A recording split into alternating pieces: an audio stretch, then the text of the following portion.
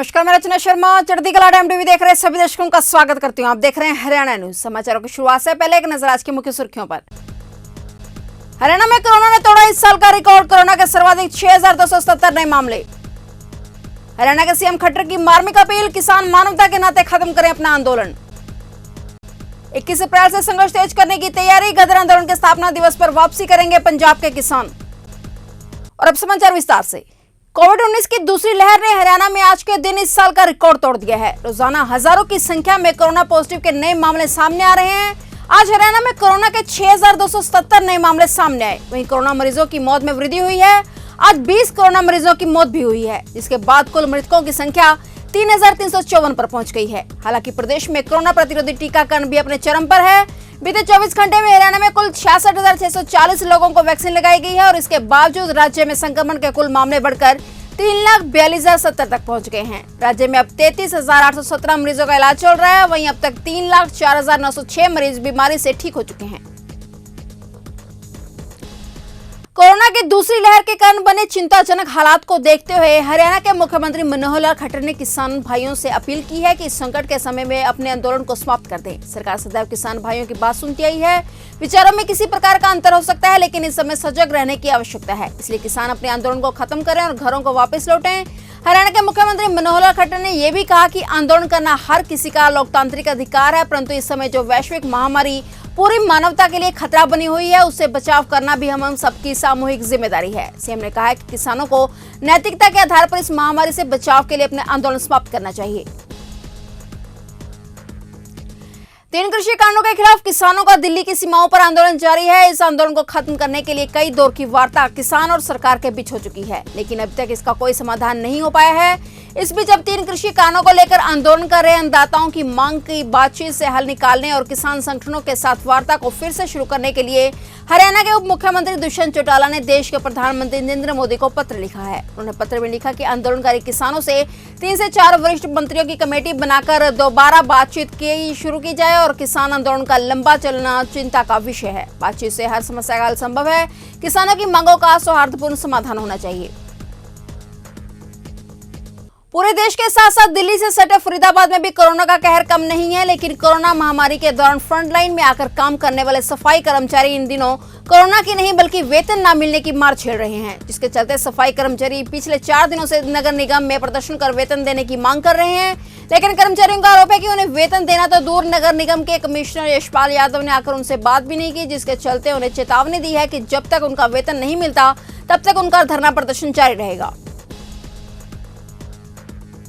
आज हम यहाँ नगर निगम के गेट पर लगातार चौथे दिन अपनी वेतन की मांग को लेकर यहाँ प्रदर्शन कर रहे हैं।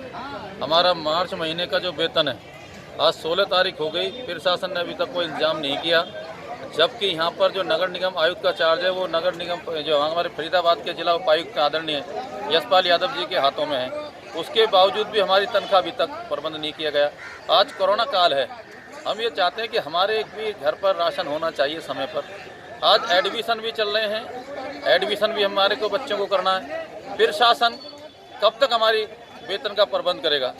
निसिंग की अनाज मंडी में जिला नोडल अधिकारी वीना हुड्डा ने दौरा कर गेहूं खरीद व उठान का जायजा लिया और किसानों की समस्याओं को सुना। मंडी सुपरवाइजर धर्मवीर ने कहा है कि लिफ्टिंग का काम तेजी से चल रहा है और थोड़ी बहुत बारदाने की दिक्कत है। बारदाना भी आज शाम तक पहुंच जाएगा और किसानों को किसी प्रकार की समस्या नहीं आने दी जाएगी।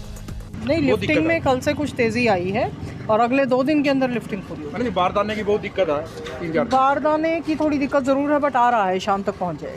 केंद्र सरकार द्वारा बनाए गए 3 कृषि कानूनों को लेकर किसानों ने अपना आंदोलन और तेज कर दिया है। किसान लगातार कृषि कानूनों को रद्द करवाने की मांग पर अड़े हुए हैं। बहादुरगढ़ बाईपास की ऑटो मार्केट में हुई सभा के दौरान किसान नेताओं ने स्पष्ट किया है कि कोरोना की आड़ लेकर सरकार उनके आंदोलन को समाप्त करने की कोशिश न करे।